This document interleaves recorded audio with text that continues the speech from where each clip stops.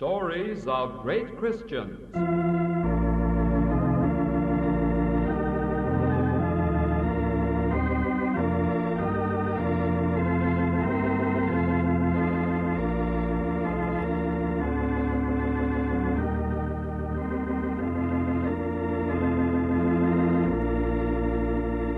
From its radio studios in Chicago, the Moody Bible Institute greets its friends everywhere with Chapter 5 in the transcribed story of Peter Marshall, Chaplain of the United States Senate.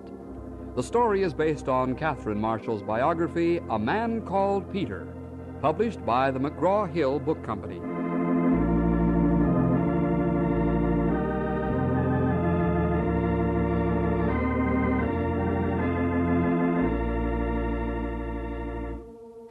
On April 5th, 1927, Peter Marshall arrived at the Battery off Ellis Island with just enough money in his worn brown leather billfold to last 2 weeks. He kept this particular wallet ever afterward as a souvenir of the months that followed. Indeed, it became a sort of symbol of the next big lesson God wanted to teach him.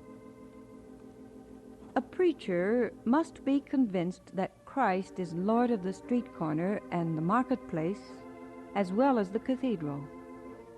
God had every intention of making Peter Marshall into an effective preacher, so he lost no opportunity to demonstrate his ability to deal with any problem the worn brown leather wallet could present.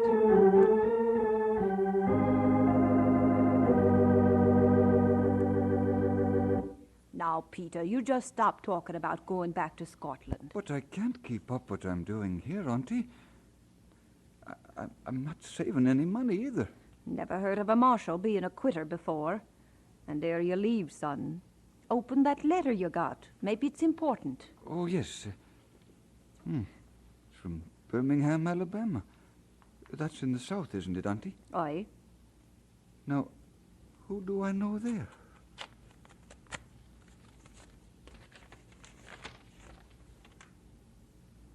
What in the world? Auntie, it's from Dave Wood.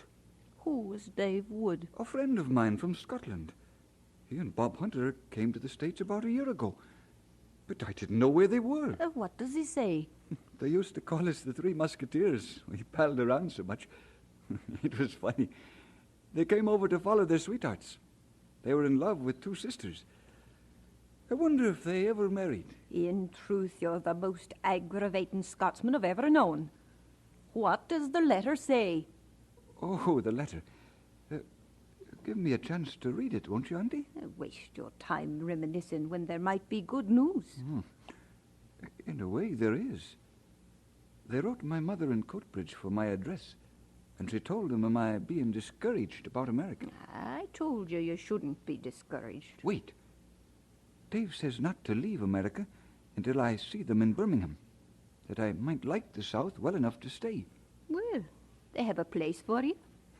They're inviting me to room with them, so they mustn't be married after all. Wonder what happened. What are you going to do, Peter? Maybe the South would be a good place for you. Aye, maybe. I don't know. Where are you going now? Nowhere. I just want some fresh air. Fresh air, indeed. Hot, humid, sticky. I think that's what I dislike most about these towns. The heat. Oh, Auntie, the Highlands are not like this. You know, Auntie, if I had $40, I think I'd go to Birmingham. Well, now, Peter, I'd not be wanting to get rid of you, but I could advance you the money if you wish. You could repay me later. You would? Aye. I think there's not much hope here for you to be getting the education you want. It just might be better in the South. Perhaps you're right. You know, Auntie, I can't help but think that perhaps this might be the turning point of my life.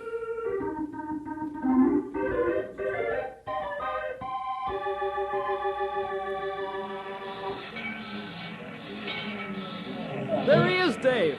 Peter! Dave! Bob! Peter, it's good Hi, to see you. good to see you fellas again. Welcome to Birmingham. I know you'll like it. Now, I'm here only on a visit, remember? Nonsense. You're going to stay with us. We want you to meet our pastor at the First Presbyterian Church. He's from Wales. Seems as though you have everything planned for me. Nothing of the sort, Peter. Oh, and there's something else. I think we have a job lined up for you. What? At a newspaper, the Birmingham News. You're to see the business manager in the morning.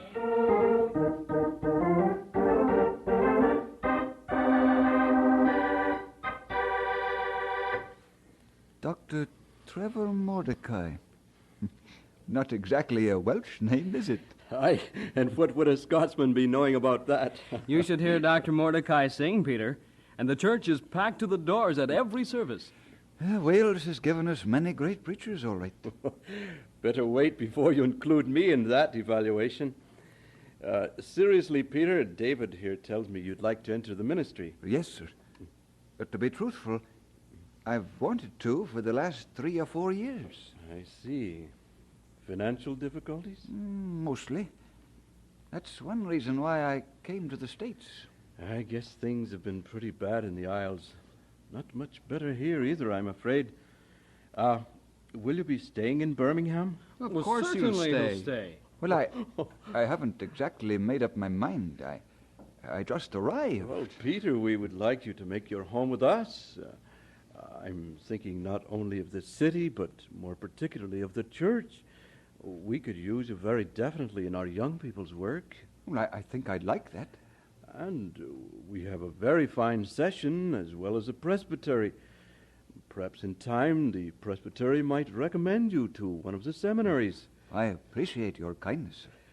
And while you're here, Peter, feel free to call upon me at any time. I was once a struggling young preacher myself. Now I'm only struggling. And you might find my books interesting. I'm sure they would be. Thank you very much, Doctor.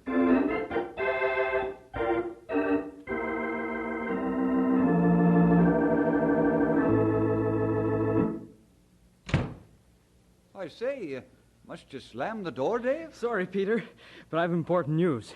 Oh? Yes, last Bob and I got the sisters to say yes.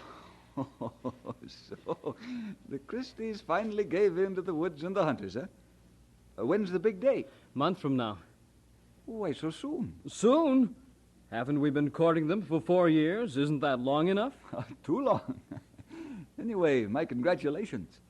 You're both very lucky. So I'll have to be a bachelor again, huh? I guess so. But you're managing all right now, aren't you? Yes. I'm now a galley slave first class. But I'm getting a little tired of proofreading. Now, if I was a reporter, Say, perhaps... did you get that raise? Oh, yes. I now earn $20 a week instead of $17. Look, I've been working on a budget. $12 room and board, $1 streetcar fare, $1 for laundry, $2.50 for lunches downtown, 50 cents for church and incidentals. Totals $17. That leaves $3 a week for the church and for savings. Maybe in several years I'll have enough saved up to attend seminary.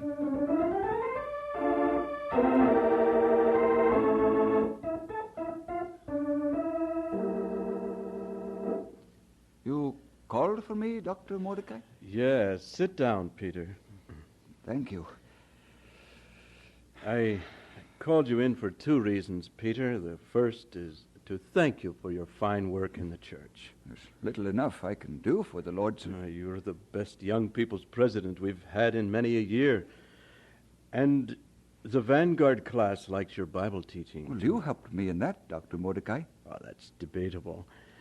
But, well, I just want you to know that we appreciate your spirit and your devotion to Christ. But there's something else I want to tell you. The presbytery met yesterday. Yes, sir. I told the brethren about you, and they want to meet you personally at the next meeting. Wonderful. And there's more. I think they'll recommend your appointment under their watch care to study at Columbia Seminary. Columbia's just across the state line in Georgia, you know. It's a new school, but a very good one. Of course, this is October, and the seminary is already in session, so you may have to wait until next fall. I've waited 4 years already, Doctor. Another year won't matter too much.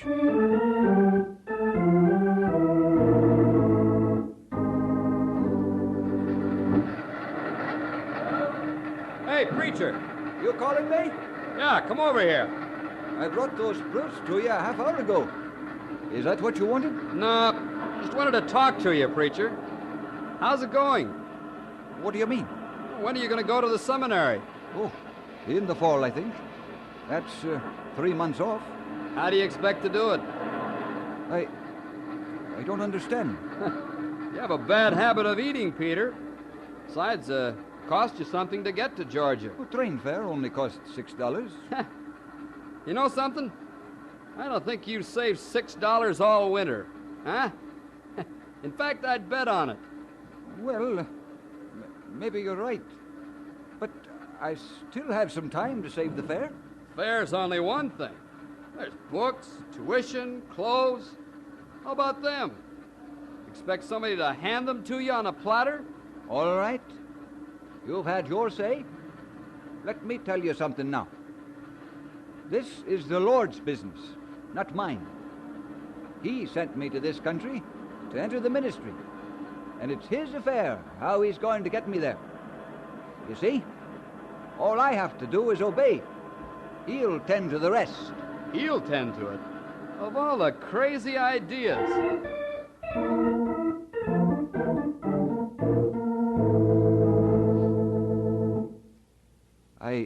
I don't know why Mr. Porter asked me to end the lesson 5 minutes early, but he did. So I turn the class over to you, Mr. Porter. Thank you, Mr. Marshall. Actually, all I wanted to do was to present this envelope to you on behalf of the Vanguard class. Here it is. Thank you, Mr. Porter. I don't know what to think. Am I to open it now? Yeah, sure. Go open it now. Yeah, sure. Well.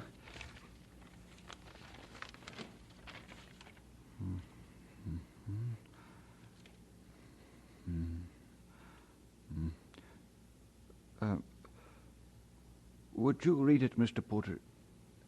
I don't think I can see very well right now. Dear Mr. Marshall, the members of the men's Bible class have asked us to acquaint you with the action taken by them last Sunday morning. Knowing that you have dedicated your life to your Master and chosen his ministry as your life work, the men's class promises to stand behind you for the first year of your seminary work to whatever extent you may call upon them, up to $50 per month for the 7 months school term. The men you have taught and worked with are anxious to see you realize your dreams and will follow you not only with their money, but with their prayers and best wishes. Well, that's about it, Mr. Marshall. I don't know how to thank you. So, I guess I won't try.